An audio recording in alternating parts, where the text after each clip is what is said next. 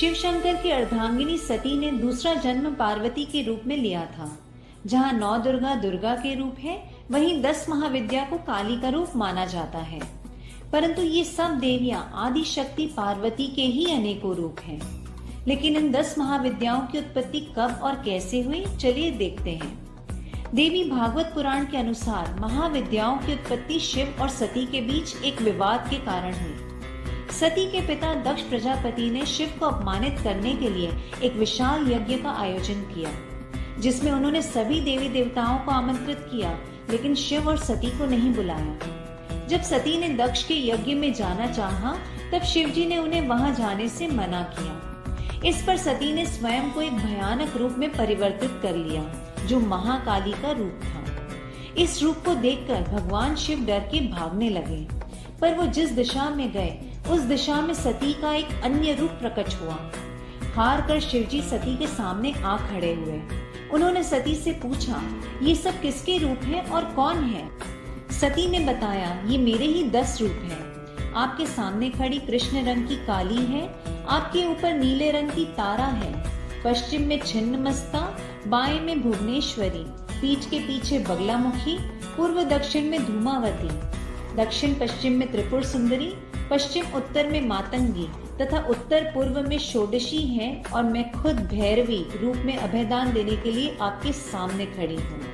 यही 10 महाविद्या अर्थात 10 शक्ति हैं, और फिर सारी महाविद्या माँ काली में ही निहित हो गई। इसलिए इन 10 महाविद्याओं को काली का रूप भी कहा गया है।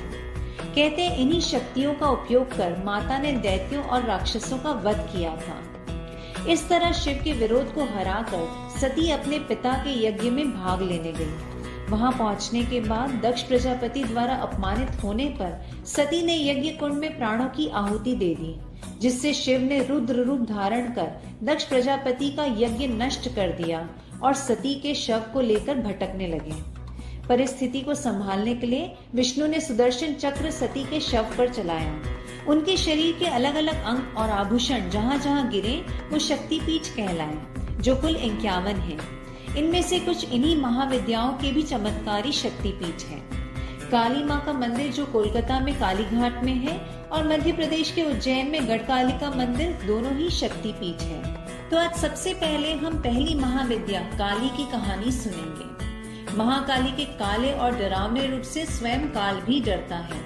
उनका क्रोध इतना विकराल रूप ले लेता है कि संपूर्ण संसार की शक्तियां मिलकर भी उनके गुस्से पर काबू नहीं पा सकती। माँ काली की प्रतिमा को देखें तो हाथ में खप्पर, जिह्वा से लहू टपकता हुआ, गले में मुंडमाला लिए शिव के ऊपर उनका पैर होता है। उनके इस रूप के पीछे एक कहानी है जो दैत्य रक्त बीज की है। रक्त बीज ने कठोर तपस्या कर वरदान प्राप्त किया था कि अगर उसके खून की एक भी बूंद धरती पर गिरेगी तो उससे एक और रक्त बीज पैदा हो जाएगा। इस वरदान के मिलते ही अपने आप को अमर मानकर उसने तीनों लोकों पर आतंक मचा दिया। देवताओं ने उसे युद्ध के लिए ललकारा और अपनी पूरी शक्ति लगाकर रक्त बीज का नाश करने को तत्पर थे, परंतु वे उसे मार न सके। सभी देवता मिलकर शिव और पार्वती की शरण में गए। पार्वती ने देवताओं की रक्षा के लिए महाकाली का विकराल रूप धारण कर युद्ध भूमि में प्रवेश किया।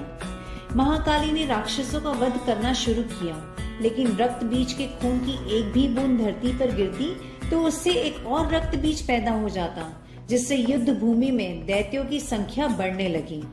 तब माँ ने अपनी जिह्वा यानी जीभ का विस्तार किया। दानवों का खून धरती पर गिरने की बजाय उनकी जिह्वा पर गिरने लगा। वे लाशों के ढेर लगाती गईं और उनका खून पीने लगी। इस तरह महाकाली ने रक्त बीज का वध किया, लेकिन तब तक महाकाली का गुस्सा इतना विकराल रूप ले चुका था कि उनको शांत करना जरूरी था। सभी देवता भगवान शिव के पास गए और महाकाली को शांत करने के लिए प्रार्थना करने लगे।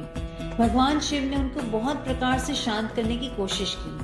जब सभी प्रयास विफल हो गए तब वे उनके मार्ग में लेट गए। जब महाकाली के चरण भगवान शिव पर पड़े तो वे एकदम से रुक गईं और उनका क्रोध शांत हुआ।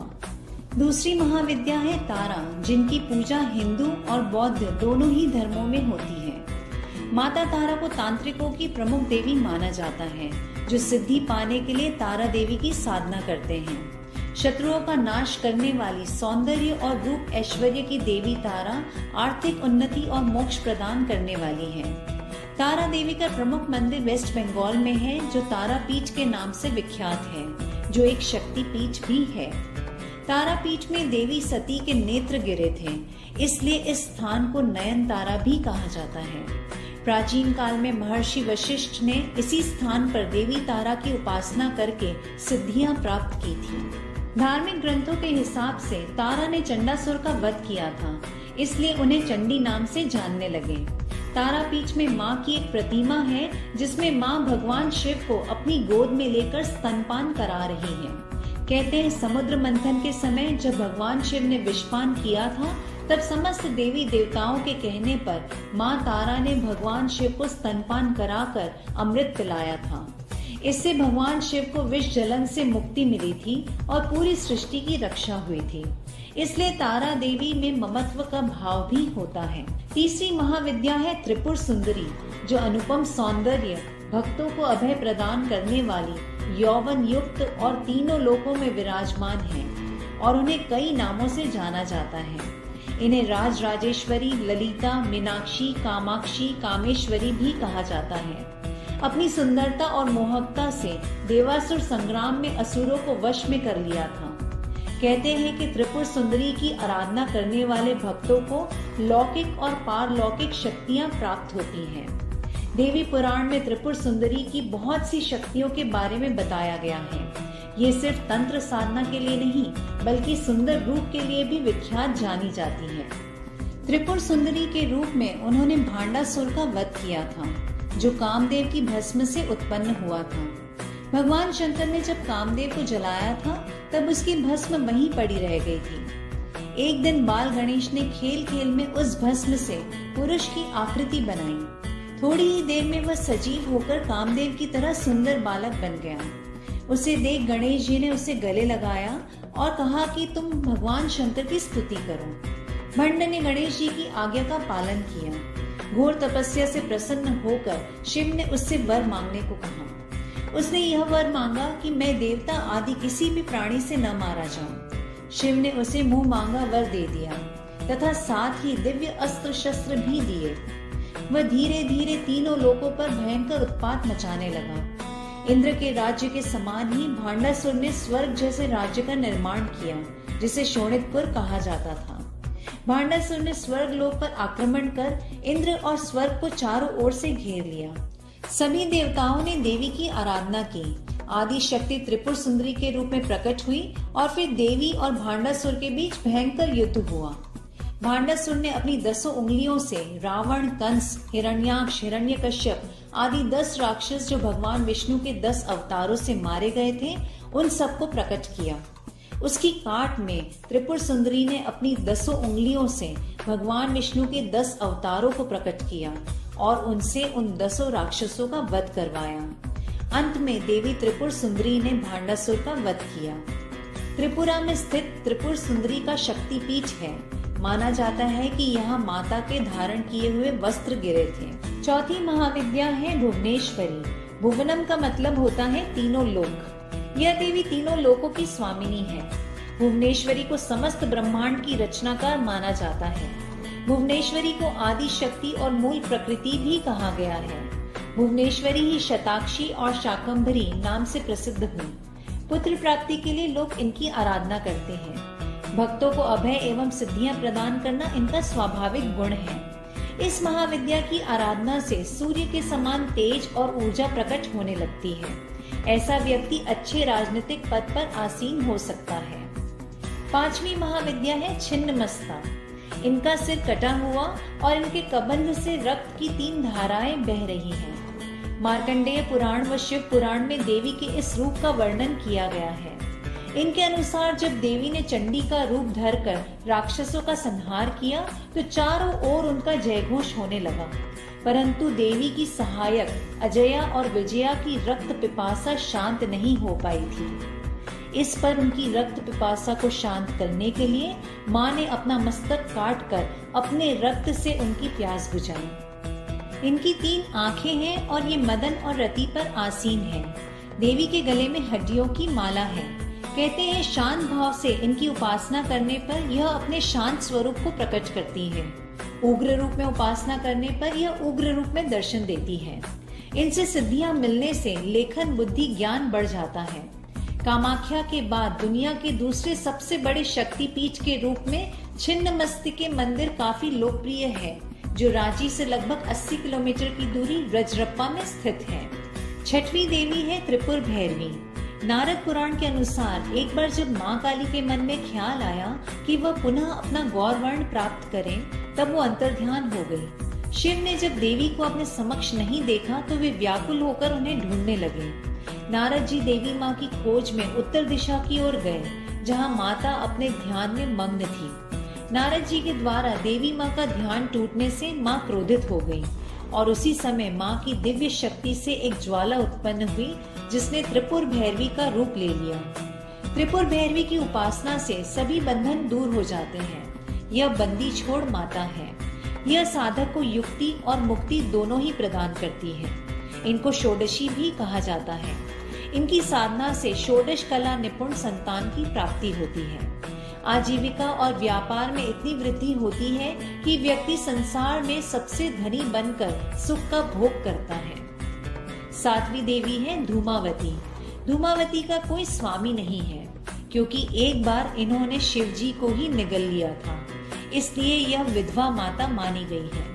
इनकी साधना से जीवन में निडरता और निश्चिंतता आती है। इनकी साधना से आत्मबल का विकास होता है और सिद्ध पुरुष के रूप में उस साधक की ख्याति हो जाती है। आठवीं महाविद्या है बगलामुखी।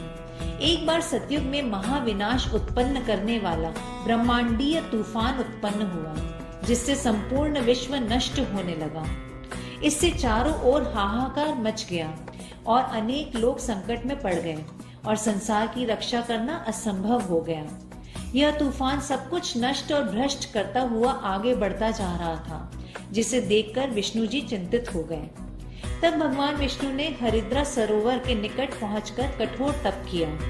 भगवान विष्णु ने तप करके आदि शक्ति को प्रसन्न किया। उस समय देवी बगलामुखी के रूप में प्रकट हुई और सृष्टि को नष्ट होने से बचाया। बगलामुखी की साधना युद्ध में विजय होने और शत्रुओं के नाश के लिए की जाती है। कृष्ण और अर्जुन ने महाभारत के युद्ध के पहले माता बगलामुखी की पूजा अर्चना की थी। इनकी साधना शत्रु भय से मुक्ति और वाक सिद्धि के लिए की जाती है।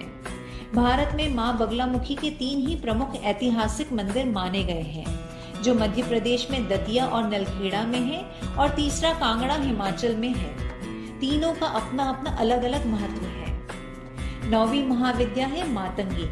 मतंग शिव का नाम है। शिव की यह शक्ति असुरों को मोहित करने वाली और साधकों को अभिष्ट फल देने वाली है।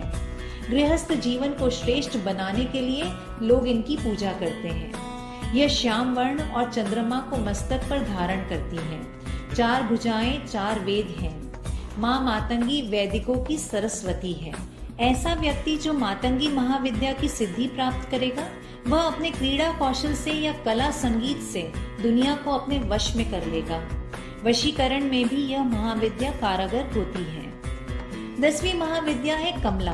कहते हैं इनकी सेवा और भक्ति से व्यक्ति सुख और समृद्धि पूर्ण रहकर शांतिमय जीवन बिताता है। श्वेत वर्ण के 4 हाथी सूंड में कलश लेकर माँ को स्नान करा रहे हैं। कमल पर आसीन यह देवी कमल फूल धारण किए हुए हैं। समृद्धि, धन, नारी, पुत्रादि के लिए इनकी साधना की जाती है। इनकी पूजा करने से व्यक्ति साक्षात कुबेर के समान धनी और विद्यावान होता है। व्यक्ति का यश और व्यापार या प्रभुत्व संसार भर में प्रचारित हो जाता है। ये 10 महाविद्या ही ब्रह्मांड की सारी शक्तियों की स्रोत है। इन्हें शक्ति भी कहा जाता है। मान्यता है कि शक्ति के बिना देवाधिदेव शिव भी शव के समान हो जाते हैं। भगवान विष्णु की शक्ति भी इन्हीं में निहित है। सिक्के का दूसरा पहलू यह भी है कि शक्ति की पूजा शिव के बिना अधूरी मानी जाती है। इसी तरह शक्ति के शिव में भी 10 अवतार माने गए हैं। काली के शिव स्वामी है महाकाल, तारा के शिव स्वामी है अक्षोभ्य, त्रिपुर सुंदरी के स्वामी है कामेश्वर, भुवनेश्वरी के त्र्यंबक, त्रिपुर भैरवी के दक्षिण मूर्ति, छिन्नमस्ता के क्रोध भैरव, धूमावती के स्वामी नहीं है क्योंकि वो विधवा रूपिणी है, अतः शिव नहीं है। बगलामुखी के स्वामी है मृत्युंजय, मातंगी के स्वामी है मातंग और कमला के स्वामी है विष्णु रूप। रूप और स्वभाव के हिसाब से इन महाविद्याओं को उग्र सौम्य और सौम्य उग्र बताया गया है। उग्र में काली, छिन्नमस्ता, धूमावती और बगलामुखी है। सौम्य में त्रिपुर सुंदरी, भुवनेश्वरी, मातंगी और महालक्ष्मी यानी कमला है। तारा तथा भैरवी को उग्र तथा सौम्य दोनों ही माना गया है। उम्मीद करती हूँ महाविद्याओं की ये कहानी आपको जरूर पसंद आई होगी। हरिओम तत्सत।